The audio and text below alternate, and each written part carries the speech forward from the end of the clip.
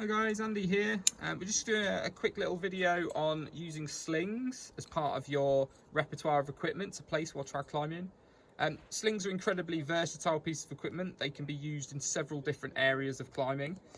One of those is as part of my route. I may be coming across areas of rock that have no cracks, but just big pillars and spikes of rock. So slings normally come in a loop like so, to be able to just sling, hence the name, straight over the top of the spike. Okay, there's pros and cons of using the different styles of material. We've got a thinner Dyneema here. I've got also a much thicker nylon sling. So if this was going to be used over a much more robust time frame and it was going to get a lot more abuse, I might find that the nylon would be a better option, just because it's a little bit more robust at taking sort of bad wear, if that makes sense. Whereas the smaller the sling, there's just obviously less material to wear, so it doesn't take as much abuse.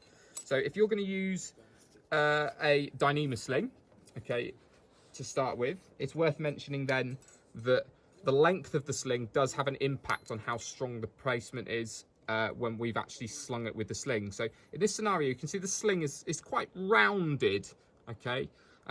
I want to try not to have too much of a round shape. I want to have more of a triangular type shape where the point here is becoming a little bit lower down. So I haven't got the sling sort of overstretched. I don't want the sling to be too tight around that block.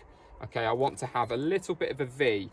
And the videos that we did earlier talking about the angles in building belays, this angle would same apply. So if this angle is over 90 degrees here, I'd start be thinking about using a larger sling and then connecting it and having that point just a little bit lower to reduce that angle. So in this system, we've got 90 degrees and that's absolutely fine. But more than 90, I'd start to need to use a bigger sling, okay? Things to mention are that if the sling is running over really sharp edges or very gritty type rock, like you get in the Peak District, gritstone, or slate is known for being razor sharp. So if you're placing the sling over a very sharp edge, it's something to definitely be very careful about. In the past I've actually put something underneath the sling there. So I've used a bit of my bag or a glove, even a hat, just to tuck under that while I've been using it in a belay or while it's been part of my route. It's just something to protect the sling as much as possible. If you're going to be using the sling, a good little test to check to see if the shape of this spike is appropriate to use with a sling is to do what we call the saw test, okay? If I hold the sling on both sides here and I just run the sling backwards and forwards, I can see if the sling stays on. I'm sliding this backwards and forwards and finding that it starts to lift, okay?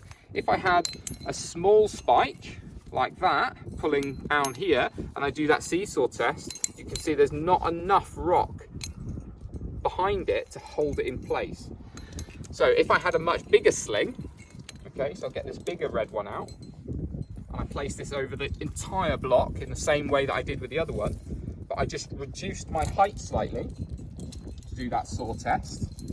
You can see now it stays on, okay? But if that sling is very short and when I do that saw test it starts to roll off, that's a sign that the sling is a bit too short. So don't just assume because you've got that 90 degrees, that's good enough. I need to do the saw test to check it's good. Okay? Hopefully see you in a few more videos coming up soon.